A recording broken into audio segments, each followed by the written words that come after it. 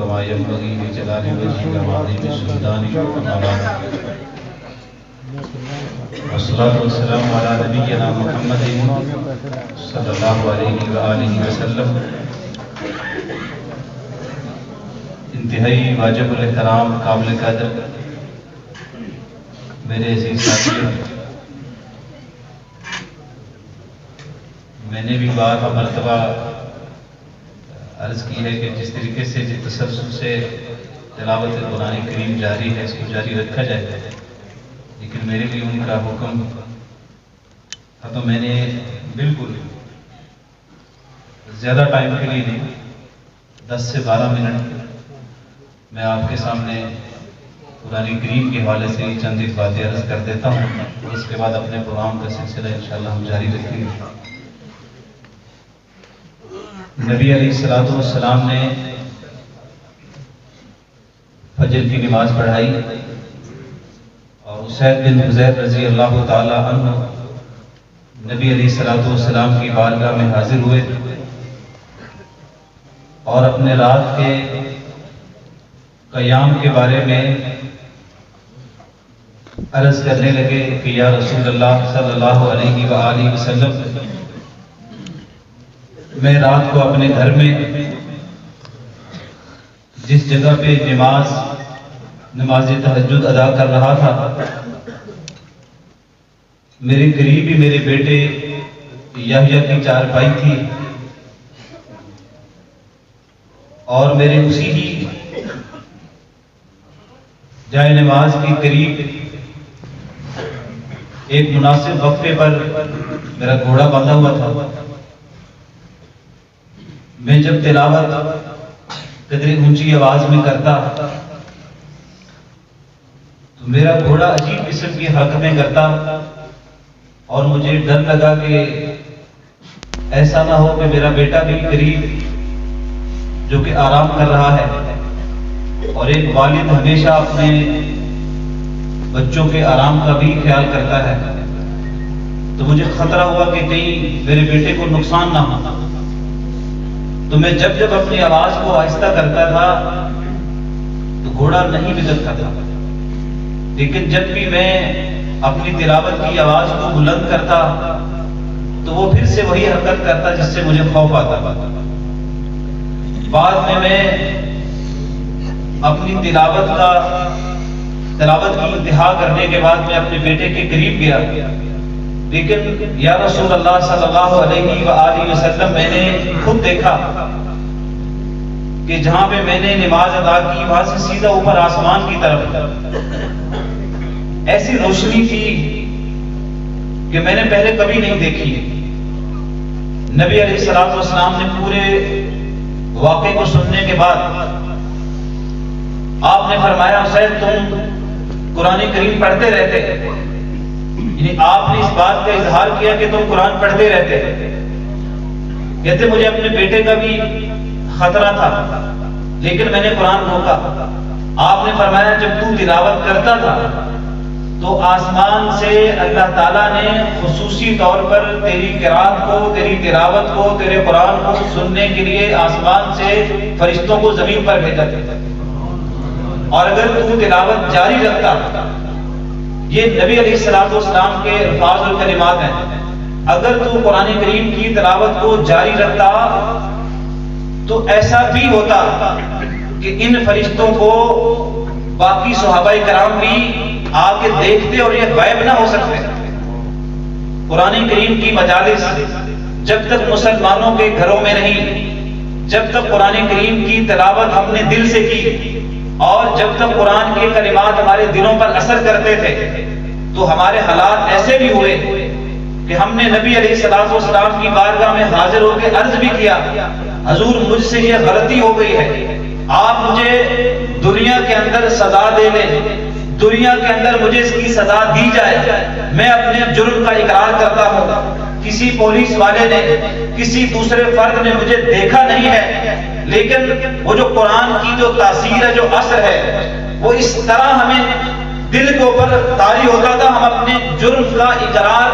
دنیا کے اندر نبی علیہ السلام کے سامنے بھی کرتے تھے۔ جب قرآن کریم ہم پر اثر کرتا تھا، ہم بھوکے سو جاتے تھے لیکن حرام نہیں کھاتے تھے. جب قرآن کریم کی تلاوت ہم پر اثر کرتی تھی ہمارے دل منور تھے, اور جب ہم قرآن کریم کی تلاوت کرتے تھے ایسا بھی ہوا ہمارے ساتھ کہ ہمارے لوگ جب وہ شہید ہوئے تو ان کے کفن پورے نہیں تھے. اگر ان کے سر پہ کپڑا تھا تو پاؤں ننگے تھے, اگر پاؤں پہ کپڑا تھا تو سر ننگا تھا. ان حالات کے اندر نبی علیہ الصلوۃ والسلام نے گھاس پاؤں پر رکھ کے اپنے صحابہ کرام کو قبر میں دفن کیا. لیکن یقین جانیں اس وقت بھی امت کے اندر غیرت بھی موجود تھی, ایمان بھی موجود تھا, تقوی بھی موجود تھا. یہ ساری کی ساری برکات اللہ تعالیٰ نے قرآن کریم کی وجہ سے رکھی ہے. اور یہ جو وحی کا سلسلہ ہے یہ دراصل انسانوں کے غم کو کم کرنے کے لیے ہے. صحیح بخاری میں آتا ہے, سیدہ عائشہ رضی اللہ تعالی عنہا یہ بیان فرماتی ہیں کہ میں جس حجرے میں تھی اور نبی علیہ الصلوۃ والسلام بھی اس رات وہیں پہ تھے تو دروازے پہ دستک ہوئی. میں ذرا مختصر کر رہا ہوں کہ خولہ بنت سالبہ ہمارے دروازے پر آئیں اور نبی علیہ الصلوۃ والسلام سے اصرار کیا کہ میرے شوہر نے مجھے اس عمر میں ماں کہہ دیا ہے اور ہمارے اس طور طریقے میں اب میں اس کے گھر میں نہیں رہ سکتی. رات کے وقت نبی علیہ الصلوۃ والسلام کے گھر آنے کی وجہ یہ تھی کہ وہ نبی علیہ الصلوۃ والسلام میری رہنمائی کریں گے, میرے شوہر کی بھی رہنمائی کریں گے, اس معاشرے کی بھی رہنمائی کریں گے. لیکن حضور نبی علیہ الصلوۃ والسلام نے فرمایا کہ ابھی تک اللہ نے اس کے بارے میں میرے اوپر وحی کا نزول نہیں کیا. تو وہ ایک کونے میں کھڑی ہو گئی اور اللہ تعالیٰ سے عرض کرنے لگی. تو سیدہ عائشہ رضی اللہ تعالی عنہ بیان کرتی ہیں کہ میں اسی حجرے میں تھی, میں نے اس کے الفاظ اور کلمات کو نہیں سنا, جبکہ تھوڑی دیر کے بعد جبریل امین آ گئے اور نبی علیہ الصلوۃ والسلام کی پیشانی پر پسینہ آنے لگا. تو میں سمجھ گئی کہ جبریل آ گئے, اور تھوڑی دیر کے بعد آپ نے فرمایا کہ قد سمع اللہ قول التی تجادلک فی زوجها وتشتکی الی اللہ. نبی علیہ الصلوۃ والسلام پر یہ کلمات اسی وقت رات کو نازل ہوئے کہ سن لی ہے اللہ تعالیٰ نے اس خاتون خولہ بنت سالبہ کی بات کو جو اپنے شوہر کے بارے میں آپ سے گفتگو کر رہی تھی, اور آپ نے جو جواب دیا اور اس نے پھر وہ شکوہ اللہ کی بارگاہ میں درج کروایا. اسی رات اسی وقت جبریل امین آسمان سے آ کے اس مسئلے کا حل اسی وقت نکالا. یہ امت کے اندر قرآن کا نزول امت کے غم کو کم کرنے کے لیے. حضرت زید کہتے ہیں رضی اللہ تعالیٰ میں نے نبی علیہ الصلوۃ والسلام سے ایک بات عرض کر دی. میں نے کہا منافقین یہ کہہ رہے تھے کہ جب ہم مدینے جائیں گے تو نعوذ باللہ من ذالک ہم ان کو مدینے سے نکال دیں گے مسلمانوں کو, اور یہ کوئی عزت کے قابل نہیں ہے. یہ بات عبداللہ بن ابی منافق نے کی. کہتے میں نے یہ سن لی اور میں نے یہ بات نبی علیہ الصلوۃ والسلام سے جا کے عرض کر دی ادباً کہ یہ اس قسم کی باتیں, اس قسم کی گفتگو ہو رہی ہے. بعد میں آپ نے عبداللہ بن ابی منافق کو جب بلایا اور بٹھایا تو اس نے کہا میں قسم دیتا ہوں کہ میں نے تو ایسی کوئی بات نہیں کی. حضرت زید کہتے ہیں میری طبیعت پر یہ بات اتنی بوجھل تھی کہ مجھے بخار ہو گیا اور مجھے لگتا تھا کہ لوگ یہ کہیں گے کہ میں نے نبی علیہ الصلوۃ والسلام کی بارگاہ میں جھوٹ بولا ہے, اور نبی علیہ الصلوۃ والسلام نے شہادت مانگی, گواہی مانگی, اور میرے پاس کوئی گواہ موجود نہیں تھا. آخر پھر بخار کی حالت میں اپنے خیمے میں تھا. جب نبی علیہ الصلوۃ والسلام میرے پاس تشریف لائے اللہ تعالیٰ نے میری گواہی دی اور سورۃ المنافقون پوری کی پوری اللہ تعالیٰ نے اس دن نازل کر دی. سیدہ عائشہ رضی اللہ تعالی عنہ پر جب تہمت لگی, الزام لگا, نبی علیہ الصلوۃ والسلام نے ایک ایک صحابی کے سامنے اس بات کا اظہار اس طریقے سے بھی کیا ہے. آپ نے حضرت زید سے بھی پوچھا, اسامہ بن زید سے بھی پوچھا, سیدنا علی کرم اللہ وجہ سے بھی پوچھا, سعد بن معاذ سے بھی پوچھا, اور بحیرہ سے بھی پوچھا رضی اللہ تعالی عنہ سے. مختلف صحابہ کرام سے بھی سوال کرتے رہے کہ یہ جو تہمت کا سلسلہ ہے اس کے بارے میں آپ کی کیا رائے ہے. آخر سیدہ عائشہ رضی اللہ تعالی عنہ اپنے والد ابو بکر صدیق رضی اللہ تعالی عنہ کے گھر تشریف لے گئی اور کافی دن اپنی چارپائی پر بیمار ہو گئی کہ میرے ساتھ یہ کیا ہو گیا ہے. لیکن پھر آخر وہ دن آیا، اللہ تعالیٰ نے سورۃ نور کے اندر سیدہ عائشہ رضی اللہ تعالیٰ کی برات کے بارے میں آیات کو نازل فرمایا، اور جب نازل کیا وہاں صحیح بخاری میں ایک جملہ ہے جو آپ کی نظر کرنا چاہتا ہوں۔ اسی وقت کسی نے کہا سیدہ عائشہ رضی اللہ تعالیٰ عنہ سے آپ نبی علیہ الصلوۃ والسلام کا شکریہ ادا کریں،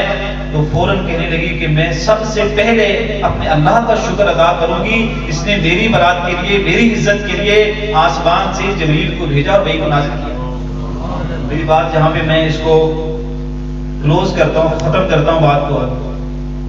نبی علیہ الصلوۃ والسلام کی وفات کے بعد حضرت ابو بکر صدیق رضی اللہ تعالی عنہ نے آپ کی پیشانی پر بوسہ دیا،